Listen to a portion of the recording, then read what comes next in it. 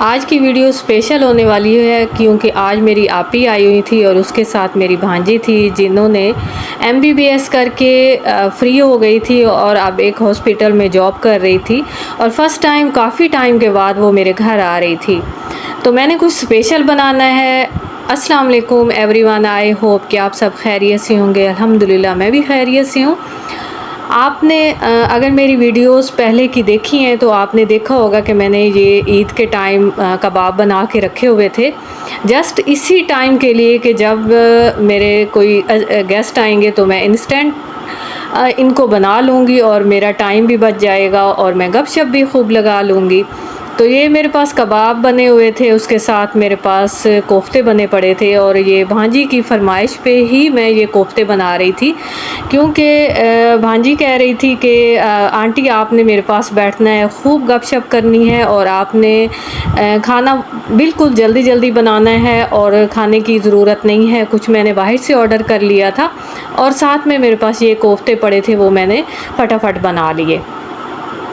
ज़बरदस्त इसकी रेसिपी बनी है। चलते हैं अपनी रेसिपी की तरफ कि मैंने इसको किस तरीके से बनाया। सबसे पहले मैंने इसका मिसाला बना लिया है। उसमें मैंने थोड़ी सी योगर्ट ऐड की थी। इंग्रेडिएंट्स में टमाटर थे और प्याज थे, उनको मैंने अच्छे से भून लिया। उसके बाद मैंने स्पाइसेस ऐड किए, just red chilli powder add किया, धनिया पाउडर, हल्दी पाउडर और इनकी भुनाई करने के बाद इसमें मैंने 1 स्पून के बराबर मैंने हल्दी ऐड की और इसकी खूब भुनाई कर ली। जैसे ही मिसाला मेरा अच्छे से उसकी भुनाई हो गई तो मैंने उसमें कोफ्ते ऐड कर दिए जो कि मेरे पास पहले से बने पड़े थे। अगर आप कोफ्ते की वीडियो में इंटरेस्टिंग है आपको तो आप मेरी पहले की वीडियो में देख सकती हैं कि मैंने ये किस तरीके से रेडी किए हैं। अब मैंने जस्ट इनको उठाया और मिसाले के अंदर ऐड कर लिया और थोड़ी सी मैंने इसकी भुनाई की है, तकरीबन 5 मिनट। और भुनाई करते साथ ही मैंने इसमें हस्बे मुनासिब पानी ऐड कर लिया है, तकरीबन 2 गिलास मैंने पानी ऐड किए हैं। और पानी ऐड करते ही मैंने इसमें हरी मिर्चें ऐड किए हैं क्योंकि इस टाइम पे मैं हरी मिर्चें इसलिए ऐड करती हूँ कि इसका फ्लेवर बहुत अच्छा लगता है और हमारी रेसिपी कोई भी हम बना रहे हैं तो ज़बरदस्त बनती है। अब रेडी हो गई थी, रेडी होते साथ ही मैंने डिश आउट किया और सबको सर्व। सैलेड में मैंने खीरे की कटिंग की, जस्ट उसके साथ मैंने एक यमी सा रायता बनाया धनिया और पुदीने का और ये रेडी हो चुका था। खूब सब ने इंजॉय किया। रोटियां भी मैंने साथ में बनवा ली थी और ज़बरदस्त मेरी ये वाली आज की दावत हो गई थी और सबको पसंद आई थी। आपको अगर किसी भी पॉइंट पे अच्छी लगी हो तो ज़रूर मुझे कमेंट करें, लाइक करें, सब्सक्राइब करें।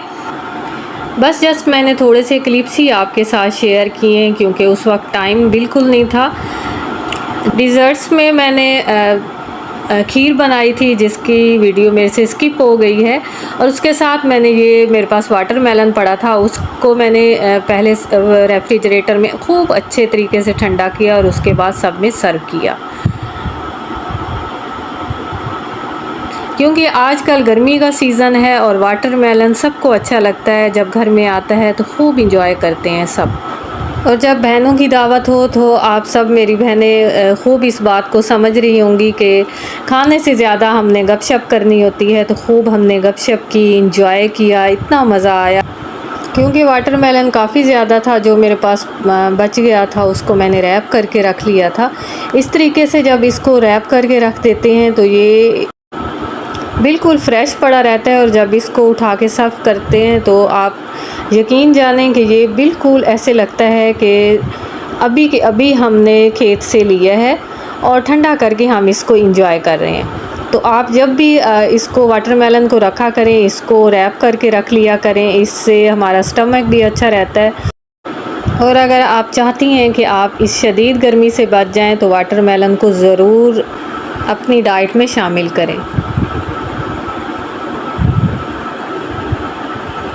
अब मैंने इसको फ्रिज के अंदर रख दिया और क्योंकि बाकी काम भी मुझे देखने थे, किचन मेरा बिखरा पड़ा था, बर्तन मैंने सारे डिश वाशर में लगा दिए और किचन को भी अच्छे से मैंने समेट दिया।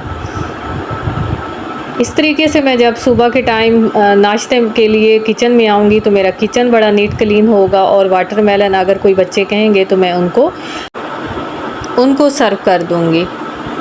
इंशाल्लाह आज की वीडियो आपको ज़रूर अच्छी लगेगी। इसके साथ मुझे बहुत सारी दुआओं के साथ इजाज़त दें। Take care. अल्लाह हाफिज़।